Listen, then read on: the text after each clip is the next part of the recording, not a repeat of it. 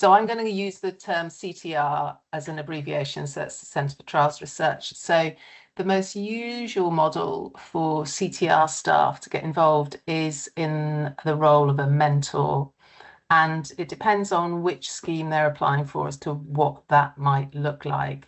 So that may be that somebody's identified a particular methodology, for example, that they know they're going to be using or developing. So, for example, qualitative work or statistics or trial management, routine data, whatever.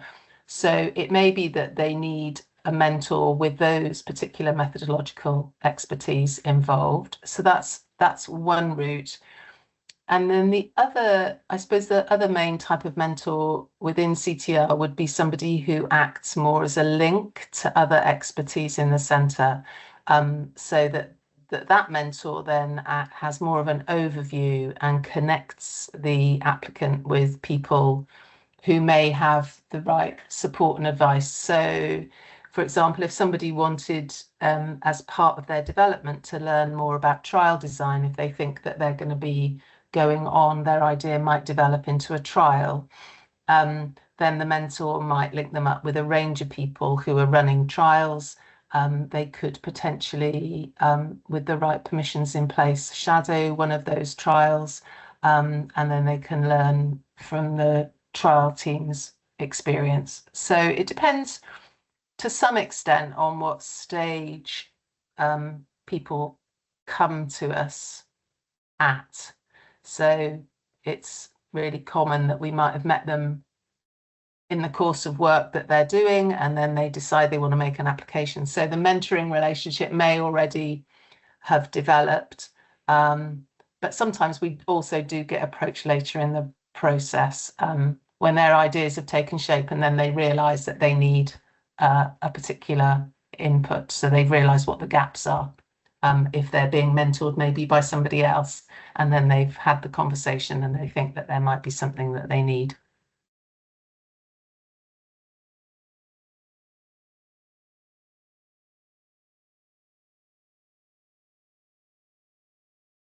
Yeah, it's a little bit, I would say when it fits, when a fellowship involves designs and methods that fit into a complex intervention development, and that evaluation may then lead to trial work. So definitely if there's some form of trial design, it would be unlikely that a fellowship itself would involve a trial, certainly not for the early stages.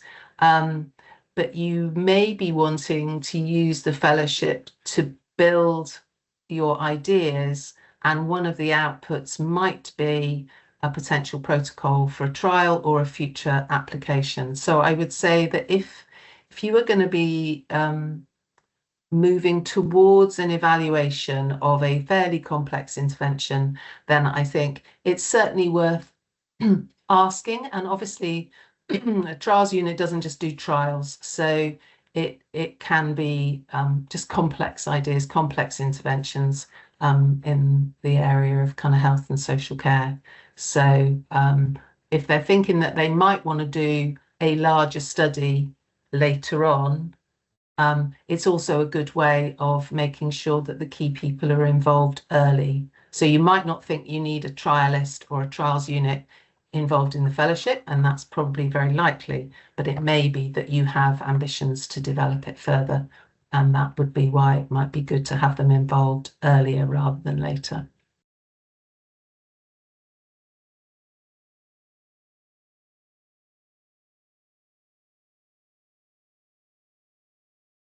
Okay, so it kind of depends. Well, what's on offer is the same for everybody, but it may be there are maybe a couple of different routes into the, well, there are many different routes into CTR, but the key ones for people who don't know anybody in CTR would be there's on the CTR website there's a collaborate with us on the website, and then you fill in a basic form to say what you want, what your ideas are, and then that goes to a generic meeting, and it gets allocated to somebody to make sure that that they follow through.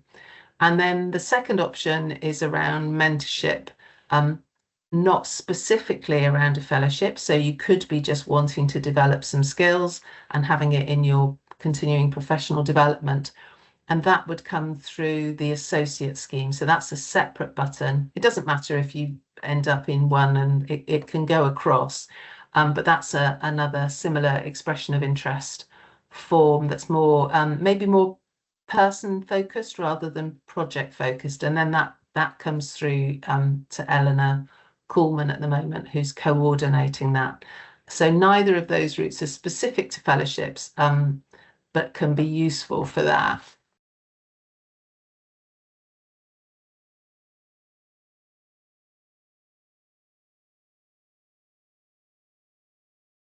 And then in terms of what the support might be, it's going to depend on what you want, but it's helping. I think one of the key things about somebody from a trials unit is that they are used to thinking about projects at all different stages of the research cycle.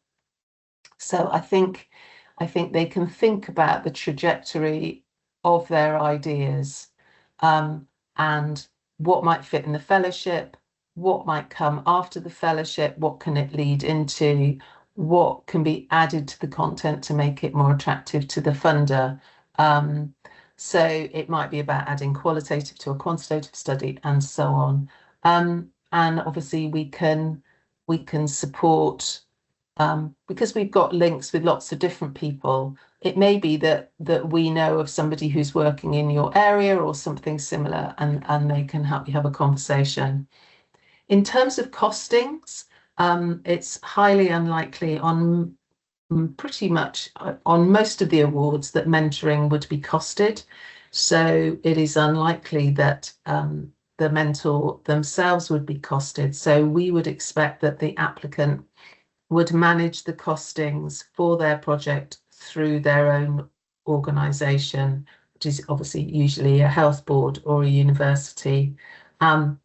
If there is costing for the mentor, then obviously we can provide that information, but again, that would need to be provided to their organisation. So it would be unusual for us to lead costings on a personal award, but we can support the applicant to think about what they might need to include.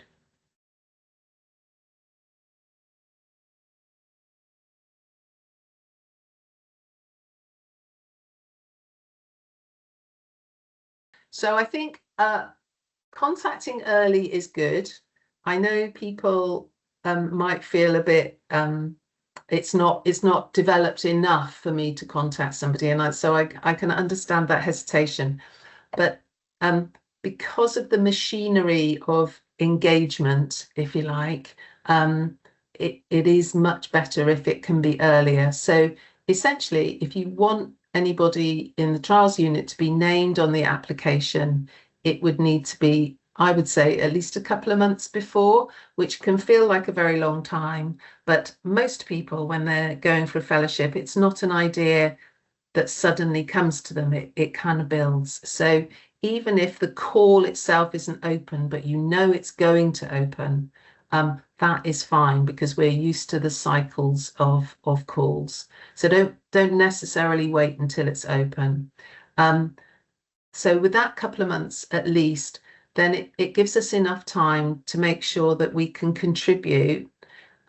We ourselves have to go through a process where our involvement is agreed within CTR, because it needs to be recognised that it fits with our portfolio and that there is capacity for us to do that. So there is a piece of administration that we would need to manage if we were going to be named on an application. So that is one of the reasons why it needs to be reasonably early. But it's also because we want to make sure that that what we're saying and doing and offering is actually a good fit.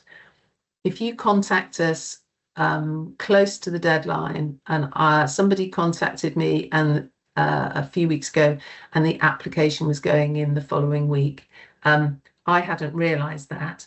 So we can have we had the conversation, but clearly I wasn't able to be named. I can answer specific questions, but I wasn't able to really contribute to the design or the development of the idea.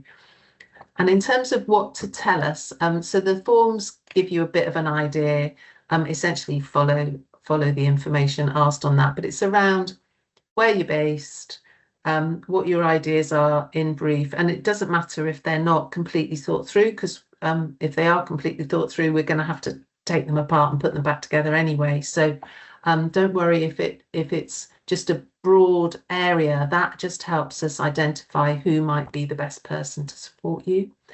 Tell us if you are applying for something particular, and also what you're looking for, and in terms of advice or support, or and if you know people in the centre or you don't, that's absolutely fine. And a little bit of a time frame. So if you are applying for a specific call, then include that as well.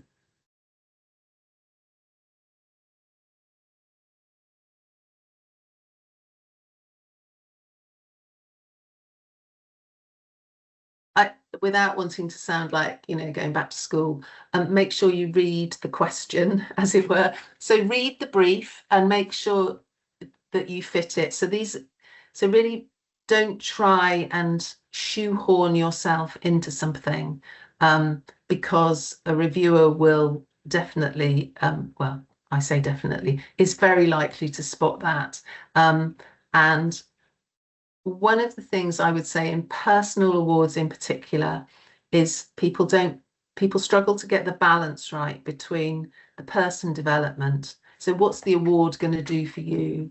The idea or the project, and then the mentoring team. And it's so in Health and Care Research Wales guidance, it's in there, but I think very often people think, oh, it's all about the project and there's a little bit of me. They don't really mean that. Or it's all about me because it's a personal award and the project doesn't matter. So it is making sure that you balance that across the word limit. Don't undersell yourself. I think people sometimes are a bit reluctant to try and identify the full range of their experience, but also don't try and over egg something you've done, because the chances are that one of the reviewers will know what scheme it is that you've done or who you've been involved with, and they will clock the slight exaggeration. So try and make it as real as possible. I would say read successful ones, because it'll give you an idea, if you can access those, because it will give you an idea about the type of things that they're looking for. And also talk to people who maybe are outside your mentoring team about your idea, because people will have a different take on it, and it might open up something that you hadn't thought of, that might be, outside your range of experience, but could actually add value to it. So there's a few things.